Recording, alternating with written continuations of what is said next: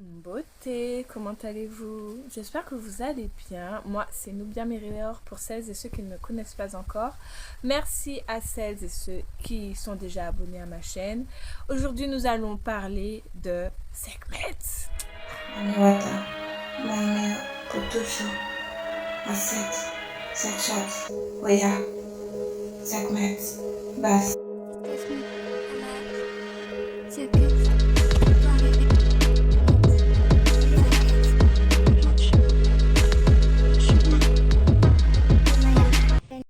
Belle bonjour, bienvenue sur ma chaîne Nefernet 777, la chaîne de Nubia Merior. J'ai plein de secrets à partager. Abonnez-vous. Alors, Sekhmet, c'est cette Netchéret, c'est-à-dire ce principe divin cosmique qu'ont compris les ancêtres, qui est souvent avec une tête de lion ou qui est représenté par une femme, donc avec une tête de lion ou par une lionne. Des fois, on peut la confondre avec Tefnut, qui est plus ancienne qu'elle en tant que principe cosmique. Et d'ailleurs, je compte parler un petit peu de Tefnut pour qu'on puisse voir un petit peu la différence, même s'il y a énormément de points communs. Mais clairement, Sekhmet, d'une certaine façon, c'est le négatif de Bastet. Alors, soyons clairs. Quand je parle de négatif, je ne parle pas au sens de Sekhmet, elle est mauvaise, elle n'est pas bien. Je parle de... Attendez, bien sûr, c'est pas joli. Ok, on va refaire. Quand je parle de négatif... Okay. Quand je parle de Sekhmet en tant que négatif de Bastet, je ne parle pas en mode elle est mauvaise, non, c'est pas dans ces termes-là. En fait, je parle au sens de, on a la photo lumière, couleur avec Bastet où tout est waouh, beau, tout est dans l'ordre, l'harmonie, la joie, et hop, on a le négatif où là, on passe à un peu le côté dark et sombre, mais pas au sens où c'est pas bien, c'est mauvais. Enfin, il n'y a pas de jugement personnel. Pour parler des attributs de Sekhmet que l'on confond très souvent, assez souvent avec Tefnut, donc c'est une femme avec une tête de lion. Elle porte l'Uraeus et elle porte aussi donc la couronne avec un soleil qui symbolise en fait sa connexion avec Atumra, avec sa source de vie, avec sa connexion vitale.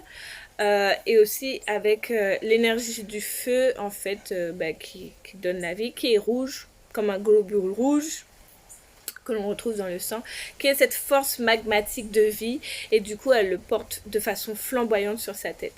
Elle est représentée toute en lionne également, elle est souvent sur son trône, elle tient l'ancre parce qu'en fait elle est là pour protéger la vie.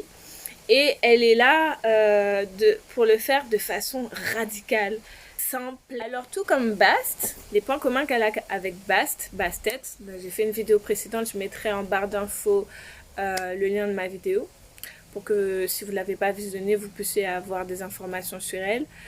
Mais clairement, en fait, tout comme Bast, elle est l'œil de Ra également, puisqu'en fait, elle a cette vision.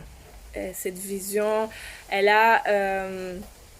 ce besoin de protéger la vie et ce besoin en fait que règne l'harmonie de la Ma'at, la Mama sacrée céleste, la Ma'at. Normalement on ne dit pas le T c'est juste pour qu'on puisse comprendre qu'il s'agit d'un principe divin féminin, donc on met un T en fait, voilà, au niveau des médounétaires qu'on va rappeler, qu'on va par la suite renommer hiéroglyphes, mais on parle de médounétaire ici, et du coup c'est la Ma. Et ce sont ces lois cosmiques qui doivent être respectées. Et si elles ne sont pas, boum, l'aspect bienveillant, l'aspect peaceful, plein de paix, de sérénité, qui est là pour protéger, en fait, prend l'énergie du feu. C'est-à-dire que la transition de l'eau vers le feu devient claire et immédiate. Et en fait, c'est comme cette rugissante colère, en fait, qui va faire que là, elle ne supporte plus qu'on ne soit pas dans cette phase où on respecte les lois de la Ma'a, qui nous a donné la vie. Donc là, on a affaire à Sekhmet. C'est plus Bastet, la protectrice, la bienveillante, celle qui fait en sorte que voilà, ce passage de la mort, ce passage vers la vie, quand par exemple mère donne naissance à son nourrisson, qui est une phase très délicate, parce que c'est une phase où on peut perdre la vie, et Qui plus est, à l'époque, certainement plus... Je ne sais pas. Donc en fait, elle a les propriétés, entre guillemets, donc de son créateur, Ra, Amun-Ra. C'est-à-dire qu'elle a ce pouvoir, en fait, d'épargner la vie ou de la raser, en fait. Que d'une certaine façon, c'est comme ça. C'est-à-dire, je suis ton créateur, je te zappe ou pas, si ça ne me convient pas. Et puis recyclage. Donc, elle est connue parce que justement, en fait, qu'on ne respecte pas les règles de la mat, ça crée en fait des règles de vie, des lois cosmiques qui ne changent pas et qu'il faut absolument respecter pour être dans l'ordre et l'harmonie et ce qu'on appelle la justice dans nos sociétés actuelles, désolée. Alors, elle intervient et elle est radicale. De la gentille petite chatte qui pour le moment était juste comme une petite antenne cosmique à déceler ce qui ne va pas, voilà, à régler harmonieusement les choses. Là, elle devient un immense félin puissante qui est une chasseuse redoutable. Et là, c'est pas le moment de se frotter à elle. Donc, je ne sais pas si vous connaissez, mais en fait, j'ai eu ce magnifique oracle qu'on m'a offert, que vous pouvez commander sur le site, je mettrai en barre d'infos également, qui s'appelle The Veil of Asset, le voile d'Asset. Et franchement, donc il y a beaucoup de mythes que je vous ferai connaître parce que ce sont des livres qu'il faut connaître, surtout quand on s'intéresse un peu à, aux compréhensions, aux visions de nos ancêtres. Et voilà, il y a aussi ce livre qui est compris avec un oracle qui est très très beau, qui est super. Donc voilà, vraiment je vous le recommande si vous aimez les tarots. Donc là c'est un très très beau tarot avec qui vous pourrez vraiment vous connecter énergétiquement, surtout si vous êtes par exemple afrodescendant, indigène, tout comme je le suis par mes multiples origines. Et ça fait du bien en fait d'avoir quelque chose où on peut s'identifier, on peut vibrer, qui a vraiment des symboliques qui sont très justes et très connectées à la création des ancêtres, vous voyez, qui sont respectueuses, qui sont là vraiment pour nous enseigner tous ces aspects culturels qu'il est important de connaître. Donc voilà, je vous encourage à découvrir. Après, bien sûr, il vous faudra parler en anglais. Je l'ai contacté directement. Je lui ai dit que ça serait bien qu'on le fasse sa traduction en français. Maintenant, s'il y avait beaucoup de personnes qui étaient intéressées, ça pourrait se faire. Mais bon, il faudrait que vous me le fassiez savoir, etc. Des fois, les Français, comme je t'ai dit. Bon, donc pour continuer, maintenant, donc Sekhmet, en fait, elle est vraiment cette Néchirette qui est là pour tout ce qui est vraiment une purification par le feu. Donc, elle a vraiment l'énergie de feu et d'eau, mais particulièrement de feu. Puisqu'en fait elle est vraiment là pour une purification rapide et radicale. Si vous voulez travailler avec elle, c'est vraiment tout ce qui concerne votre sentiment d'injustice, je sais pas moi, concernant, alors il y avait mon alarme qui se déclenchait, concernant des gens qui vous ont fait du tort, des problèmes de justice où vraiment vous sentez que vraiment on vous accule, des choses comme ça. Et en fait aussi pour retrouver ce côté plus authentique de vous-même, où en fait vous souhaitez un petit peu revenir à comment dire ouh là là, vous souhaitez revenir à un aspect plus vrai de qui vous êtes, où tout ce qui est un peu faux en vous, les phases de déni où vous avez un peu du mal un petit peu à... Par exemple, vous sentez que vous vous contraignez trop à être faux pour faire plaisir aux gens. Vous voyez, ces mini mensonges que l'on fait juste pour que bon, les gens soient contents, pour plaire, pour pas décevoir, pour pas blesser. Et qu'en fait, vous en avez marre d'être dans ce type de phase. Donc, je m'adresse particulièrement à des empathes, hein, des personnes très empathiques comme moi, qui ont un petit peu ce besoin d'être elle-même sans le poids de la considération des autres et sans voilà cet esclavage mental où en fait on est vraiment mais comme comme acculé, comment dire, on fait trop par rapport aux autres. Et du coup, on perd la substance de soi. Donc, elle est bénéfique en fait pour retrouver ce feu-là en soi, faire ce travail-là en soi. Donc, c'est des moments où vous pouvez l'appeler. Clairement, les couleurs qui sont bénéfiques quand vous voulez l'honorer, travailler avec elle ou peu importe, sont alors le ocre, le doré, le rouge, clairement le rouge, différentes teintes de rouge. Plus ça va ressembler à une sorte de rouge sans parler, voilà, mais par exemple une bougie, vous voyez, hein, il y a des rouges foncés, bref. Voilà, en fait, ce qui résonne avec vous, bien entendu, au niveau des pierres, ce qui est bénéfique quand vous voulez travailler avec elles, c'est tout ce qui est jaspe rouge, clairement, pour la plupart des divinités, enfin, j'aime pas dire divinité, mais pour la plupart des netchirettes, parce qu'en fait, la jaspe rouge, elle est clairement celle qui amène l'ancrage, l'équilibre.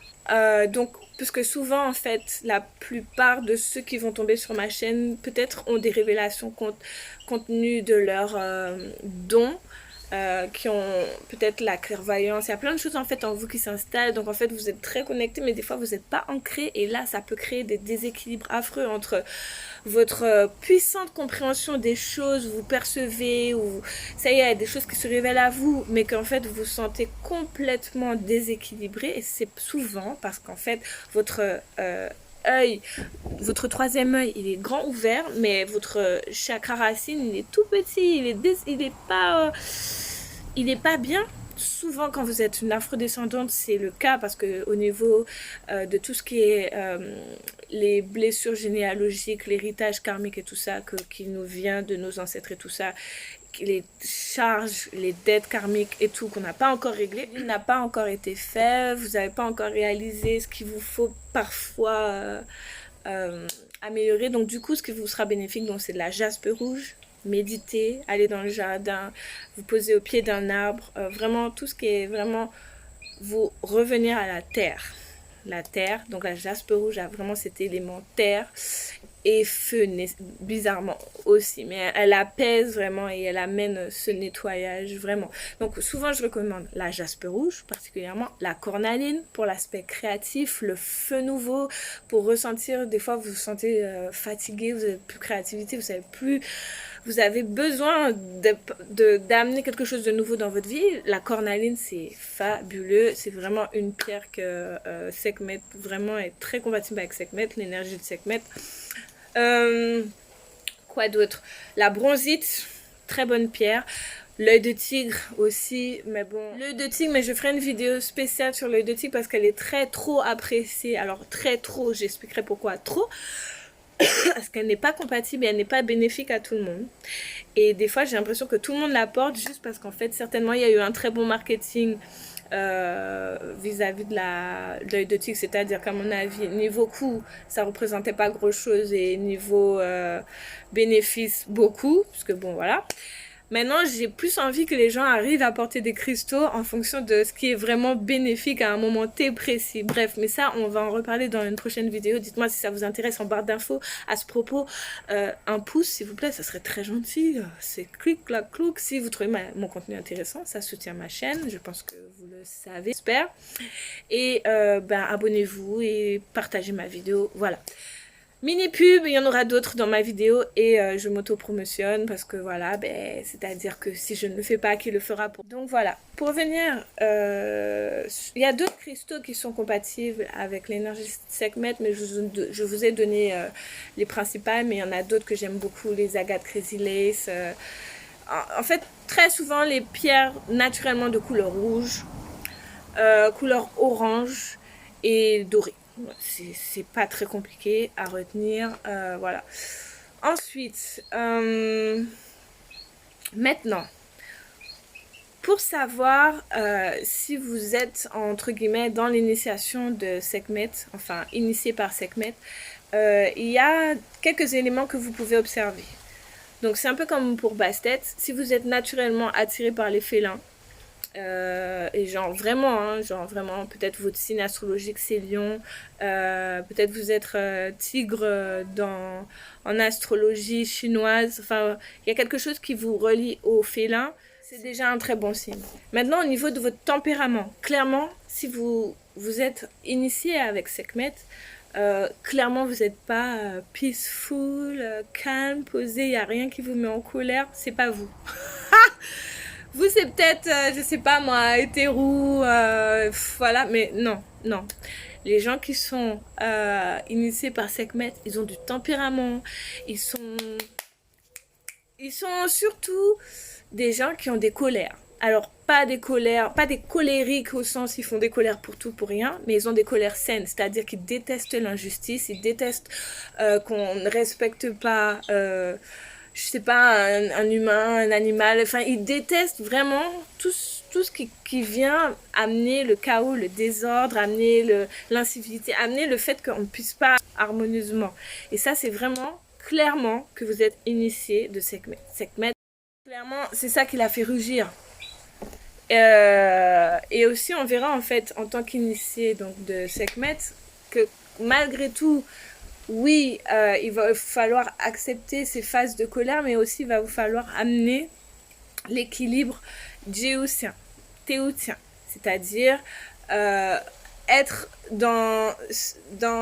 Alors si vous êtes une femme, parce que c'est une énergie qui est quand même très conquérant, très là, on y va, machin, et en fait, il faut apaiser le feu. Vous pouvez pas être enflammé en permanence. Et pour apaiser le feu, ce sera toujours l'élément eau. Et justement, c'est en quoi, en fait, elle se différencie de Tefnut, c'est-à-dire qu'elle, elle est embrasée la plupart du temps. Elle est embrasée et elle est là pour vraiment amener la purification. Tefnut, elle est une lionne, mais elle est la lionne de l'humidité, entre guillemets. C'est pour parler sur le plan de la jeunesse, de la transformation, de la vie, puisqu'en fait, donc de Geb et de Nut vont descendre Assar, Asset, Assar, Asset, Nebeet et Seth. Mais en fait, Geb et Nut seront eux créés, enfin seront les enfants, les créations de Tefnut et Shu. Et Tefnut et Shu sont représentés par deux lions. Et Tefnut est l'aspect féminin, c'est-à-dire elle est l'humidité créatrice. En fait, elle est ce mélange d'eau et de feu, et Shu, il est ce mélange d'air et de feu. Et en fait, ce point commun entre eux va créer la vie, va créer la terre, parce qu'en fait, ça, et c'est vraiment une jeunesse qui est incroyable. Il y a une vidéo que je vais recommander. En tout cas. Il y a un alchimiste, Todd abonné, qui vient du Cameroun, si je dis pas de bêtises. En tout cas, ses lumières sont incroyables. Il a fait des vidéos sur le podcast de Mobali. Alors, je sais pas si c'est un podcast, mais enfin bon, bref, sur la page, la chaîne YouTube de Mobali Magassi. Et lui, vraiment, il faut l'écouter, il faut le suivre si ça vous intéresse un peu de comprendre un peu plus en profondeur la construction cosmique, clairement, la façon dont en fait les éléments ont amené, enfin les éléments ont interagi pour que voilà aujourd'hui il y ait, enfin selon la vision de nos ancêtres, qui est la terre, le soleil, etc. Donc la cosmogonie, il a vraiment il est très avancé en cosmogonie, très bien. Donc je mettrai un lien sur la vidéo. Voilà, mais en gros, donc en fait on confond Sekhmet avec Tefnut, mais Tefnut elle est l'histoire de c'est un carrément autre. J'aime pas le terme mythe, mais c'est une histoire qui est totalement différente. En fait, l'enseignement de l'histoire de Tefnut et Shu n'a rien à voir avec l'enseignement que l'on peut comprendre de, par exemple, la transition entre Bast, qui devient la Sekhmet embrasée, et qui se fait apaiser par Djéouti. La morale, l'enseignement qui a retiré est totalement différent. Malgré tout, elles ont des points communs, des caractéristiques communes du fait qu'elles soient des lionnes, et que justement, en fait, elles incarnent l'énergie de la lionne, qui est donc être une grande chasseuse, être redoutable, mais qui est beauté. Alors je vais continuer cette vidéo ici parce que mon portable ne m'a pas permis de faire la suite de cette vidéo, donc je reprends que aujourd'hui. Bref, Pour parler de Tefnut, en fait Tefnut c'est une lionne effectivement qui a des caractéristiques communes avec Sekhmet. Seulement Tefnut, elle est beaucoup plus l'aspect fertile.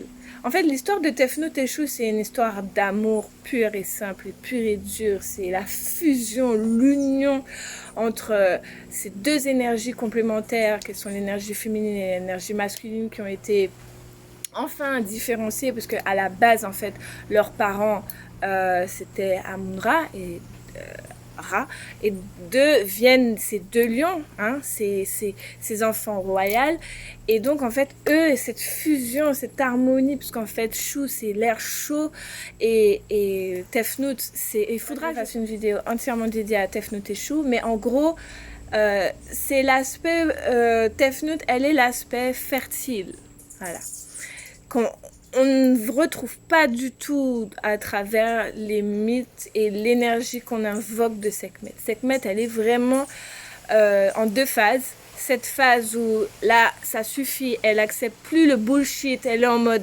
purification, et là, du coup, elle est là vraiment pour amener un processus radical dans la vie et vraiment nettoyer tout ce qui est vraiment négatif, tout ce qui est là pour en fait vous bloquer, vous freiner, pour vous empêcher en fait d'être dans ce cycle vertueux. En fait, elle enlève tous ces aspects-là. Et le deuxième aspect, c'est l'aspect où enfin elle s'apaise, et l'aspect où elle va retransiter vers Bastet. Donc je vous encourage à nouveau à aller voir ma vidéo sur Bastet, qui est selon moi très intéressante. J'espère que vous m'en direz autant. N'hésitez pas à me laisser un commentaire pour me dire si oui ou non. Donc voilà. Qu'est-ce que je peux dire d'autre? Sekhmet, en fait, elle est vraiment là pour retrouver votre pouvoir. Voilà, retrouver votre souveraineté. Retrouver votre côté royal, entre guillemets. Voilà. Son nom en lui-même signifie le pouvoir. Et vraiment, il y a un livre que je vous recommande, qui est fabuleux. Il est en anglais, donc si vous ne parlez pas anglais, ça risque d'être un peu compliqué. Mais ça, c'est une de mes bibles, quoi. Je l'adore, ce livre. Il s'appelle Black Goddess, Legacy of the Sacred Feminine. C'est un homme qui l'a écrit. Et ça me touche énormément parce que cet homme a une empathie, a une intelligence empathique, une intelligence émotionnelle qui est fabuleuse. Parce que la façon dont il parle en fait de un peu comment les femmes, les concepts de l'énergie féminine ont été bafoués à travers le temps pour importer et imposer.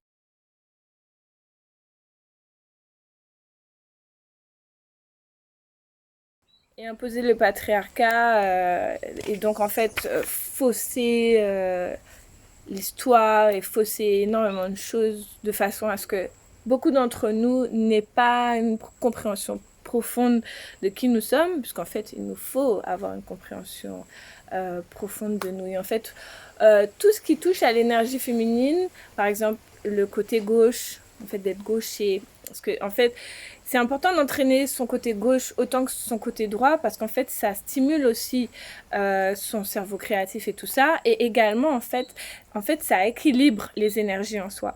Donc de favoriser que les droitiers par exemple, c'est vraiment une façon de déséquilibrer énergétiquement les choses en fait. Et c'est plein de paramétrages comme ça, procéduriers, très malsains qui ont été mis en place par certaines personnes qui ont été dans des écoles du mystère, qui savent très bien, elles, tout ce qui concerne la métaphysique, plus ou moins l'alchimie. Mais heureusement pour nous, elles ne sont pas aussi bien initiées que nous, malgré tout. Bref. Donc en gros, ça c'était pour vous dire ça. Donc j'ai envie de parler un peu des énergies, parce que je ne l'avais pas nécessairement fait par rapport à Bastet, mais des énergies de d'autres cultures que l'on peut assimiler à Sekhmet, notamment Kalima.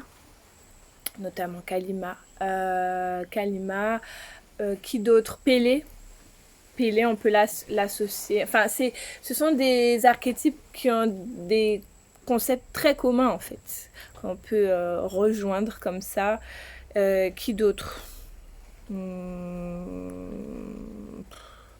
Là, tout de suite, c'est les deux auxquels je pense.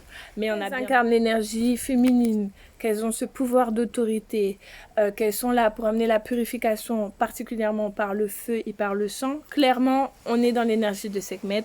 Donc, ce sont des archétypes qui seront proches de Sekhmet si vous en rencontrez d'autres.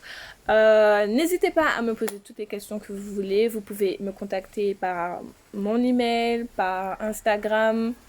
Bientôt ma boutique en ligne va être ouverte. Vous pourrez découvrir mes beautés de création toutes uniques et vibrantes que j'ai hâte de vous présenter.